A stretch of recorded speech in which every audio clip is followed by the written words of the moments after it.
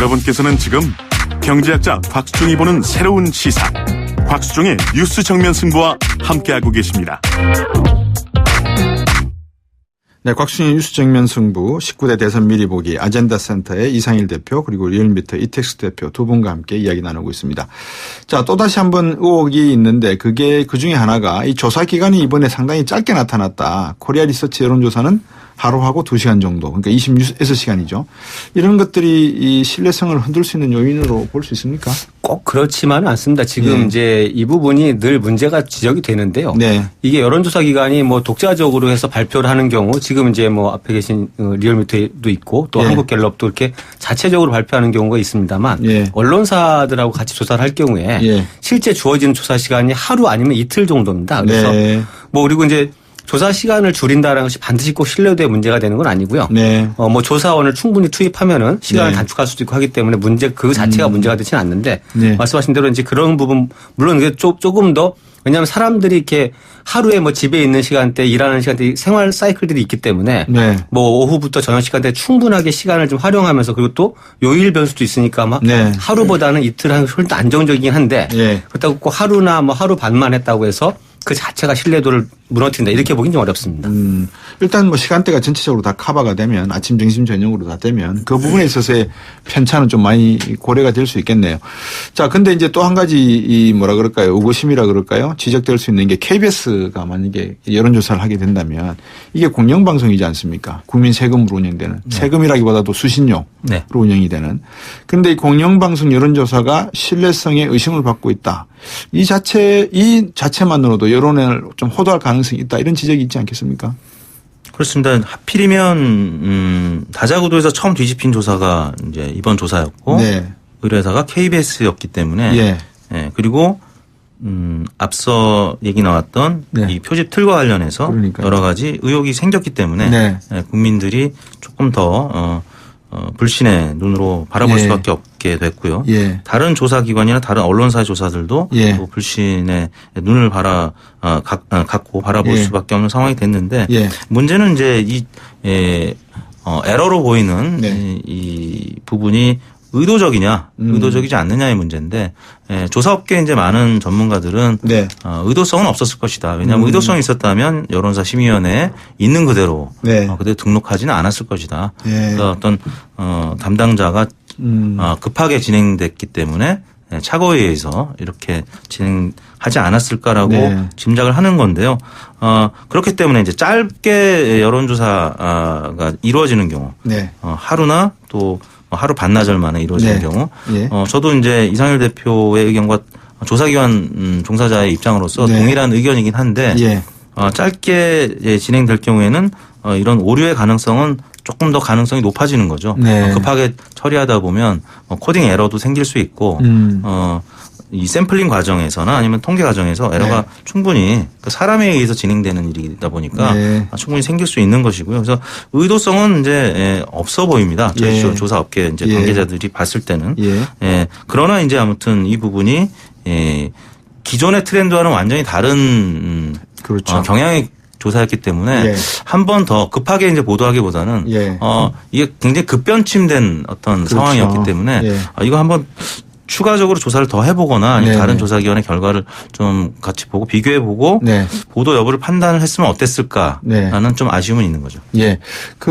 제가 이제 뉴스를 저는 시간이 없어서 자주 못 보는데 최근에 제가 뉴스를 접한 경우에 그래프를 보니까 안철수 후보는 40, 50대 쪽에 지지층이 좀 많이 생겼고 저는 의외였어요. 왜냐하면 옛날에 새정치 바람 불 때는 20대 30대가 대세 아니었습니까? 근데 그 20대 30대 지지층들은 최근에 문재인 후보가 많이 이렇게 인기를 얻으시는 것 같아요. 그렇다 그러면 이제 젊은 층들은 아무래도 휴대전화로 전화 거는 방식이 효과가 있을 거고 안철수 후보 같은 경우에는 집전화로 효과가 있을 것 같은데 이 부분은 어떻게 봐야 됩니까?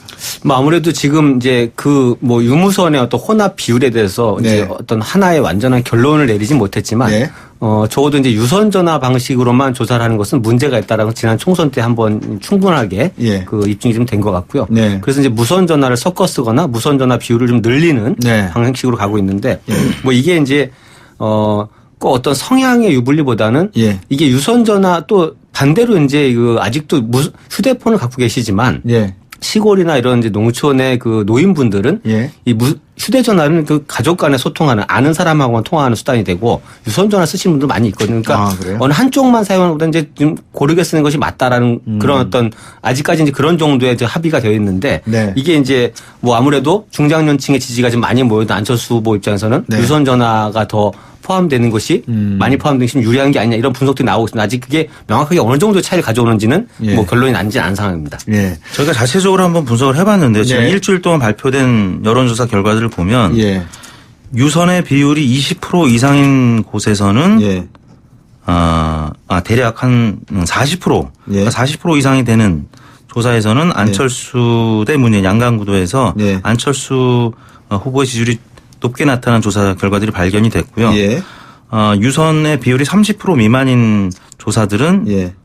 단 하나도 안 후보가 앞서는 결과가 없었거든요. 네. 그러니까 이제 유무선 비율에 따라서 분명히 이 문 캠프와 안 캠프의 표정은 달라질 수밖에 없습니다. 그래서 지난 한 주간 동안 발표된 여론조사 리얼미터를 포함해서 한국갤럽, 한국사회론연구소 예. 또 리서치앤리서치는 다 20% 미만의 유선 전화를 썼는데 여기서는 다 문재인 후보가 이기는 걸로 나왔습니다. 그렇군요. 그런 차원에서는 지금 양 캠프에서 유무선 비율 갖고 논쟁을 할 수밖에 없는 그런 상황이라고도 이해가 가는 것이죠. 네.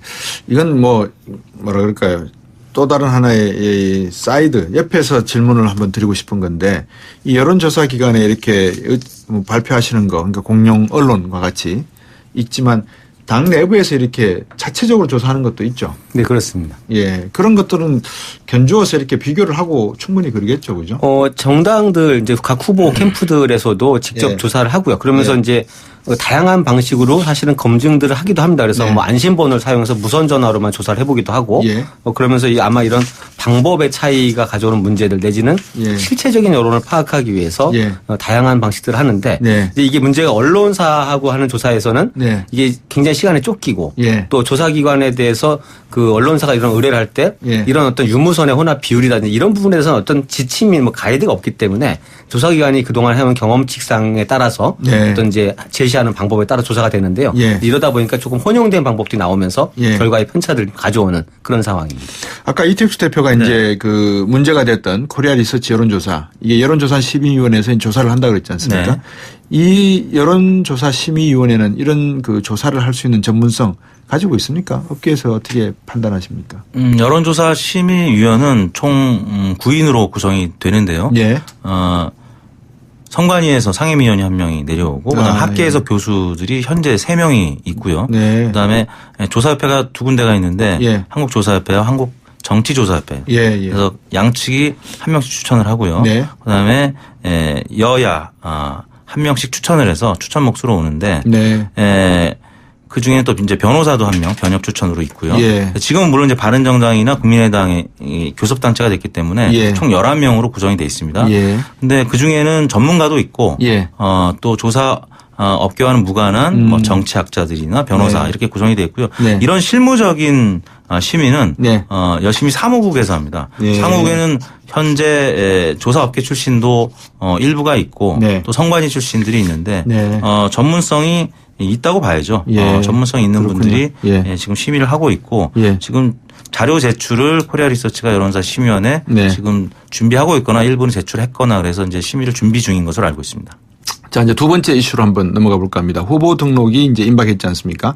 이번 주 이제 대선 후보 토론도 있고 사실상 윤곽이 결정될 수도 있는 그런 판인 것 같은데 여론조사 신뢰성 문제도 불구하고 안철수 후보의 상승세는 추세론적으로 맞는 거죠. 그렇죠. 뭐 네. 이게 방법론의 차이에 따라서 결과가 조금씩 편차했지만 예. 확실하게 이제 빠른 시간에 예. 단기간에 안철수 후보 지지도가 상승한 흐름은 뭐 공통적으로 나타나는 현상이고요. 네. 거기서 이제 뭐 1위가 바뀌었냐 안 바뀌었냐 이런 어떤 그 부수적인 문제는 있습니다만 네. 전체적으로 이제 안철수 후보의 상승세는 뭐 확연하게 드러나는 결과라고 봐야 될 것 같습니다. 예. 그러면 이제 앞으로 다음 주, 그러니까 이번 주 토요일부터죠. 사실 대선 후보 등록이 시작되고 다음 주부터는 이제 선거운동이 시작될 테니까 이제 길거리에서 또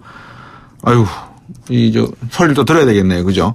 역대 대선을 보면 이제 후보 등록일 이후 발표되는 여론조사상 순위 이게 바뀐 적이 없다면서요.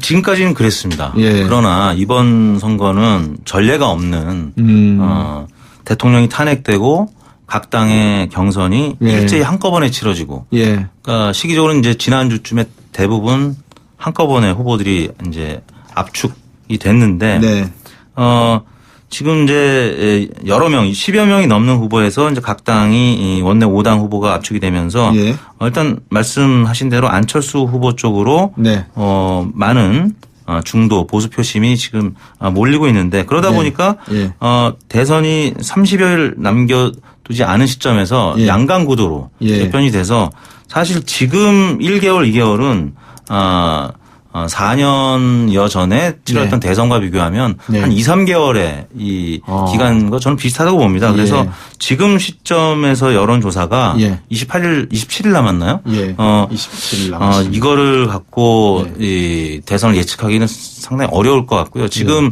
각 여론조사 기관들이 발표하는 거 보면 대부분 양강 다자 구도로 가고 있는데 이 양강 두 후보가 오차 범위 내에서 접전을 벌이고 있기 때문에 보수 표심 홍준표, 유승민을 지지하는 이 두 후보의 표심이 더 늘어날 것이냐 아니면 더 쪼그라들 것이냐에 따라서 안철수 후보의 지지율도 왔다 갔다 할 수 있기 때문에 그래서 지금 상황에서 지지율은 큰 의미가 없다고 봐야 될 것 같습니다. 그렇죠. 과거의 대선을 보면은 거의 1년 정도에 걸쳐서 이제 대선 레이스가 펼쳐지고 뭐 여야 사이에 내지는 각 당 내 경선을 거치면서 수개월간 이제 이 서로 공격과 방어를 하고 뭐 검증도 하고 하면서 지지층들이 이렇게 단단하게 다져진 상태로 오게 됩니다. 그래서 후보 등록 시점쯤 되면 이제 선거가 오히려 막바지에 이런 느낌인데요. 그러면서 이제 각 후보의 지지자들이 결속된 상태로 이렇게 선거 전에 들어가는데 이번 경우에는 오히려 지금 이제 시작되는 분위기거든요. 그래서 이 최근에 그 안철수 현상도 아주 짧은 시간에 이렇게 뭐 큰 폭의 등락이 나온 것처럼 아직까지 이렇게 뭔가 견고하게 각 후보들의 지지층 뭐 이것들이 좀 다져지지 않은 상태라고 봐야 될 것 같아요. 그래서 후보 등록 시점의 여론이 최종적인 여론과 같을 것이다 이렇게 단언하기 좀 어려운 상황이 아닌가. 압축 대선이라는 특징이 그대로 나타나는 게 아닌가 생각이 됩니다. 내일부터 토론회 시작되지 않습니까? 앞서 제가 말씀드렸는데 이제 TV 토론 일정이 13일 날 기자협회 SBS 초청 토론 그리고 19일 날 일주일 뒤죠. KBS 토론. 그다음에 또 이틀 뒤에 21일 날 JTBC 토론. 그리고 23, 28, 5월 1일 총 6번에 걸쳐서 이제 중앙선거관리위원회는 이제 3번이죠. 23일, 28일, 5일인데 6차례 있는데 이 토론회에서의 토론의 능력 또 이 향연이 결국은 후보를 결정하는 데 가장 중요한 대목이 되겠네요. 그렇습니다. TV 토론의 영향력은 지대하다고 볼 수 있겠는데요. 결론적으로 2012년 대선을 돌이켜보면 당시에 통합진보당 이정희 후보가 문재인, 박근혜 두 후보의 지지율에 저는 결정적인 영향을 미쳤다고 봅니다. 왜냐하면 이정희 후보가 TV 토론의 그 방식, 태도 이런 것들이 보수층을 결집시키는 영향을 미쳤는데 저는 이번 대선에서는 꼭 홍준표 후보를 주목해서 봐야 된다고 봅니다. 왜요? 왜냐하면 일반적으로 이성적인 토론에서는 토론 효과가 이른바 강화 효과라고 본인이 지지하는 후보의 입장에서만 바라보고 지지를 더 강화하는 효과가 나타나게 돼 있는데 홍준표 후보는 아시다시피 굉장히 감성적으로 상대방 후보의 감성을 들었다 놨다 하는 그런 스타일이기 때문에 2012년에 이정희 후보처럼 TV 토론에 어떤 지형을 좀 흔들 수 있는 그래서 안철수 후보나 문재인 후보 입장에서 보면 가장 껄끄러운 사람이 사실 홍준표 후보일 가능성이 있습니다. 지지율은 미약하지만 TV 토론에 들어가면 어차피 똑같은 발언 기회를 받아서 얘기를 할 것이기 때문에 그런 차원에서는 TV 토론이 이번에도 큰 영향을 미칠 것이다 이렇게 저는 보고 있습니다. 저도 역대 대선보다는 이번 대선의 TV 토론은 상당히 주목도가 높고 그 관심도 좀 많이 끌 것 같은데요. 그동안 뭐 유권자들이 충분하게 탄핵 국면에서 뭐 대선 주자들을 유심히 바라볼 기회도 별로 없었고 뭐 정책이든 후보의 역량이든 이런 것들은 이제 볼 기회가 없었는데요. 뭐 토론을 통해서 그런 것들이 좀 바라보고 싶은 어떤 욕구도 굉장히 강할 거로 보여져서 과거보다 훨씬 관심이 높을 것 같고 특히 뭐 말씀하신 대로 이제 홍준표 후보가 이 지금 보수 후보면서 아직까지는 약세인데 이걸 뚫고 어떻게 토론 속에서 이제 보수를 결집시킬 수 있느냐 이 문제도 좀 중요한 포인트고 또 하나는 이제 안철수 후보의 대응입니다. 지금 이제 급격하게 지지층이 모여들면서 뭐 대선 후보 레이스에서 이제 1위를 뭐 가져가거나 뭐 1, 2위를 다투고 있는데 이 상황에서 이제 이거를 뭐 아마 진보와 보수 양쪽에서 협공을 당할 가능성이 많죠. 과연 이제 안철수 후보의 정체성은 무엇이고 콘텐츠의 어떤 알맹이는 뭐냐 이런 것들을 이제 따져 물고 들어올 텐데 여기서 과연 안철수 후보가 얼마나 이 현재 지지도를 지지층으로 묶어낼 수 있냐 없냐. 이게 지금 견고한 지지층이 아니거든요. 그렇기 때문에 과거 같으면은 내가 지지하는 후보의 말을 좋고 다른 사람 후보들은 비판하면서 오히려 이 강화 효과. 그러니까 결국적으로 전체 판세는 바뀌지 않는 것이 토론의 효과였다면 이번 대선의 경우에는 지지층들의 어떤 유동성이 굉장히 크기 때문에 뭐 토론의 내용에 따라서는 상당히 큰 폭의 변화를 줄 수 있는 그런 부분이 있지 않겠나 생각이 됩니다. 지금 방금 말씀하시는 가운데 YTN TV 화면에 4차 산업혁명 설전 이런 내용으로 나오고 있거든요. 그렇게 놓고 보면 앞으로 이제 이 대선 토론 후보들의 대선 토론 과정에서 저런 설전들이 막 나올 건데 이런 설전들의 내용이 말다툼으로 보여지기보다는 정말 내실 있고 자기가 생각하는 구상이 얼마만큼 시청자분들에게 또 국민들에게 이렇게 설득될 것인가. 이 문제가 사실 중요한 내용 아니겠습니까? 그렇습니다. 이 본인의 정책과 관련해서 포지티브한 캠페인을 할 수 있는 것이 또 TV 토론이고 그렇죠. 반대로 상대의 후보를 겨냥해서 네거티브한 캠페인을 압축적으로 보여줄 수 있는 게 또 TV 토론입니다. 그래서 아까 홍준표 후보 얘기를 했던 것이 상대 후보에 대한 네거티브 TV 토론 충분히 가능하고 유권자들은 그런 네거티브에 굉장히 민감하게 반응하고 그걸 훨씬 더 많이 기억을 하거든요. 그렇기 때문에 상대방의 지지층을 이탈하게 하고 나아가서는 포지티브한 캠페인을 갖고 지지층을 흡수할 수 있는 아주 압축적인 이 효과가 있는 지금은 이제 홍준표 후보가 뭐 여러 지역을 다니고 해도 사실 지지율과 상관관계가 있는 언론의 노출 비율이 불가피하기 때문에 지금까지는 지지율이 미미했지만 TV 토론이 지금 총 6차례 현재로서는 계획이 돼 있는데 6차례에서 만약에 홍준표 후보가 압축적으로 포지티브 네거티브 캠페인을 잘 한다면 지지율이 지금은 10% 미만이지만 10% 이상 올라갈 수도 있다고 봅니다.